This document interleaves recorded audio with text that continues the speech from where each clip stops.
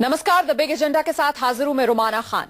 Iraq में युद्ध का खतरा मंडरा रहा है और इराक का यह संकट भारतीय प्रधानमंत्री नरेंद्र मोदी के लिए सबसे बड़ा इम्तिहान बन गया है, क्योंकि इराक में 40 भारतीयों को आईएसआईएस के आतंकियों ने अगवा कर लिया है, जिनकी सुरक्षित रिहाई सरकार के लिए अब सबसे अहम है।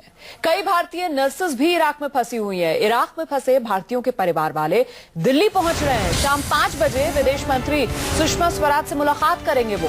इस बीच विदेश मंत्री सुषमा स्वराज ने कहा कि सरकार भारतीयों की सुरक्षा और उन्हें वापस लाने के लिए कोई कोर कसर बाकी नहीं रखेगी। मतलब सरकार की तरफ से हर संभव कोशिश की जाएगी कि किसी तरीके से वो तमाम भारतीय जिन्हें इराक में अगवा किया गया, जो इराक में फंसे हुए हैं, उन्हें सुरक्षित भारत लाया जाए।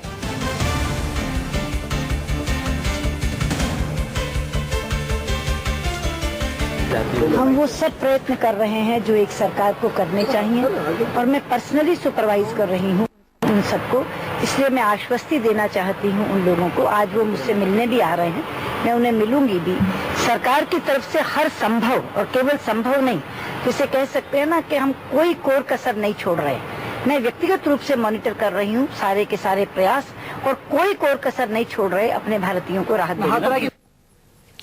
मेरे साथ न्यूज 24 संवाददाता रमन कुमार इस वक्त मौजूद हैं। रमन, सुषमा स्वराज कह रही है सरकार की तरफ से कोई कोर कसर नहीं छोड़ी जा रही है। मैं खुद हर प्रयास मॉनिटर कर रही हूं, लेकिन सवाल ये कि आखिरकार कदम क्या उठाए जा रहे हैं?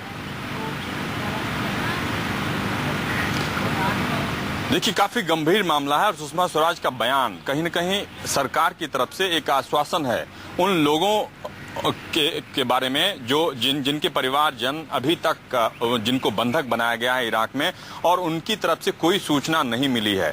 भारत ने अपने इराक के पूर्व राजदूत को भले ही भेजा हो इराक में, क्योंकि वो जानकार हैं, उन्हें पता है, सारा कुछ पता है वहां के बारे में, स्थिति के बारे में। लेकिन सबसे दिक्कत की बात है कि जिस सरकार से बात करनी है उस सरकार को ही पता नहीं है कि आईएसआईएस के मिलिटेंट ने अगर अगवा किया है, बंधक बनाया है, तो कहां रखा है और किससे बात की जाए। क्योंकि अगर सरकार ही लाचार है, सरकार ही अमेरिका से मदद मांग रही है, इराक की सरकार अमेरिका से मदद मांग रही है, तो आखिरकार भारत सरकार या भारत सरकार के द्वारा भेजे गए रिप्रेजेंटेटिव बात किससे करेंगे? क्योंकि सुषमा स्वराज के बयान में और कल जो मिनिस्ट्री ऑफ एक्सटर्नल अफेयर्स के प्रवक्ता का बयान आया था, जिन्होंने इस बात को पुख्ता किया था, इस बात की जानकारी दी थी, इस बात को कंफर्म किया था कि 40 लोग बंधक बनाए गए हैं। हालांकि इसकी खबर पहले से ही मिल रही थी, लेकिन सरकारी सूत्रों की तरफ से पहली बार इसे पुख्ता किया गया। कल से लेकर आज तक सरकार ने इस संबंध में कोई जानकारी नहीं दी है कि सरकार का संपर्क किसी से हो पाया है या नहीं हो पाया है। यही सबसे बड़ी मजबूरी है कि सुषमा स्वराज ने आश्वासन भले ही दिया, क्योंकि इसमें से ज्यादातर लोग पंजाब के हैं, पंजाब के मुख्यमंत्री भी दिल्ली में हैं और उनकी लगातार नरेंद्र मोदी से भी बातचीत हुई है इस बारे में, सुषमा स्वराज से भी मुलाकात हुई है और उन्होंने कहा है कि आज भी वो मुलाकात करेंगे। सुषमा स्वराज पर या सरकार पर किस तरह का दबाव होगा, इस बात को लेकर आप अंदाजा लगा सकती हैं। लेकिन सबसे बड़ी मुश्किल ये आ रही है कि सरकार को अभी तक ये पता नहीं चल पा रहा है कि आखिरकार उन परिजनों को जिनसे मीटिंग सुषमा स्वराज की आज होनी है, उनको वो क्या जवाब देंगे कि आखिरकार उनके परिजनों का पता सरकार लगा पाई है या नहीं लगा पाई है। चलिए अमित, माफ कीजिएगा रमन, ये तो वो 40 लोग जिन्हें अगवा किया गया है इराक में, इसके अलावा कुछ नर्सों के फंसे होने की बात सामने आ रही है इराक में। क्या अभी तक भारत सरकार की तरफ से कोई आधिकारिक आंकड़ा कि आखिरकार इराक में कितने भारतीय जिन्हें सुरक्षित वापस लाना है हिंदुस्तान? देखिए, जो नर्सेज फंसी हुई हैं उन नर्सेज की हालात पे अगर गौर करें, अगर उनके परिवारजनों की बात करें, कुछ नर्सेज के अपने परिवार वालों से बातचीत हुई है और सरकार की तरफ से ये कोशिश हो रही है कि ज्यादा से ज्यादातर भारतीय जो वापस आना चाहते हैं उनको सुरक्षित भारत वापस करवाया जाए। लेकिन इस बारे में वहां के हालात काफी बद से बदतर होते जा रहे हैं, क्योंकि कल तक ये खबर आ रही थी कि आईएसआईएस के मिलिटेंट सिर्फ बगदाद से सिर्फ 60 किलोमीटर की दूरी पर हैं और अब बहुत सारे इलाके पे उनका कब्जा हुआ है।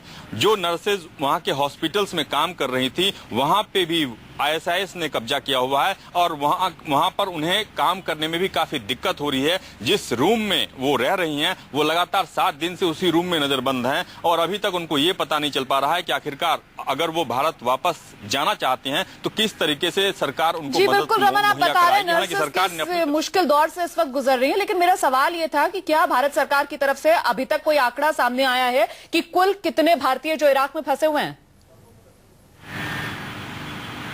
देखिए, भारत सरकार की तरफ से जो कल प्रवक्ता की तरफ से बताया गया कि आधिकारिक जानकारी के मुताबिक 10,000 भारतीय इराक में अभी मौजूद हैं, लेकिन गैर सरकारी आंकड़ों के मुताबिक वो आंकड़ा 16,000 तक पहुंच रहा है। लेकिन भारत सरकार ने अभी तक कहा है कि 10,000 लोग तो इन 10,000 लोग जो इराक में फंसे हुए हैं, इराक के हालात देखते हुए वो लोग जिन्हें अगवा कर लिया गया और बाकी लोग जो वापस आना चाह रहे हैं, उन्हें वापस लाने के लिए सरकार की तरफ से क्या रणनीति अपनाई जा रही है? रमन, देखिए, सरकार की तरफ से मिनिस्ट्री ऑफ एक्सटर्नल अफेयर्स ने अपनी तरफ से phone numbers, email IDs, fax number Delhi के मिनिस्ट्री ऑफ एक्सटर्नल अफेयर्स में बनाया गया है। इसके अलावा इराक में भी जो भारत के राजदूत हैं, जो राजनयिक हैं, उनका नंबर भी दिया गया है। लेकिन सबसे बड़ा सवाल है कि भारत सरकार या इराक में जो भारत के राजदूत हैं, वो अभी तक ये तय नहीं कर पा रहे हैं कि जो इलाका ISIS के कब्जे में है वहां पर किससे बात की जाए, क्योंकि सिर्फ सरकार से बात करने पे अगर उनको लगता है कि हालात को संभाला जा सकता है तो सरकार से बात की जा सकती है। लेकिन जो इलाके लेकिन खुद इराक की जो सरकार है वो अपने हाथ खड़े कर चुकी है, वो खुद अमेरिका से मदद मांग रही है। ऐसे में बड़ा सवाल कि ISIS के कब्जे में जो भारतीय हैं, 40 भारतीय जिनका बार बार जिक्र किया जा रहा है, उन्हें सुरक्षित कैसे लेकर आएगी भारत सरकार? ये मोदी सरकार के सामने विदेशी मोर्चे पर पहली बड़ी चुनौती है। देखना यह होगा कि किस तरीके से मोदी सरकार इस चुनौती को पार पाती है। फिलहाल परिवार के लोगों की सरकार से क्या कुछ अपील है? अपनों को सुरक्षित देश वापस लाने के लिए चिंतित परिवार क्या कुछ कह रहे हैं, आइए जरा ये भी आपको सुनाते हैं। 5 महीने हो गए 6 माह लग गए। क्या काम कर रहा था वहाँ पे? राजगिरी से लेबर जी गया, लेबर में। अभी आखिरी बार कब बात हुई? किन्ने दिन हो गए पता नहीं, कोई सही सलामत कार होना चाहिए। आपको किस तरीके से पता चला कि वो भी उनकी कैद में फंस गया है? तो फोन होया इस तरह एक दूजे को सुनते, खबर सुनते हैं। बात यो ही है भी मतलब सानू कंपनी जो धोखे ना लगे ने ते शहरों बार बार सानू रखा था उन्होंने, ते मतलब उदा सानू कुछ नहीं उन्होंने कहा रोटी पानी देंदे ने। एहो बात हुई, होर कोई बात नहीं हुई। कहते तुहानू पैसे कंपनी वाले को दवा के वापस भेज दांगे, ते बाद च कोई एहो जी गल नहीं हुई। मुड़के हुण शनिवार का फोन आया था, मुड़के लगा ही नहीं, ऐतवार फिर लाने नहीं लगा फोन। ठीक दसदे आ पर उधर रौला गौला कहते बहुत बड़े सानू बाहर अंदर नहीं किते भी निकल देंगे, उत्थे ही मतलब काम करते उत्थे रहिंदे आ, तो बाहर अंदर नहीं जान देंगे। अच्छा, खाना वाना देते हैं उनको? खाना तो अपना बना के खाते हैं जी वो। अच्छा, हाँ जी।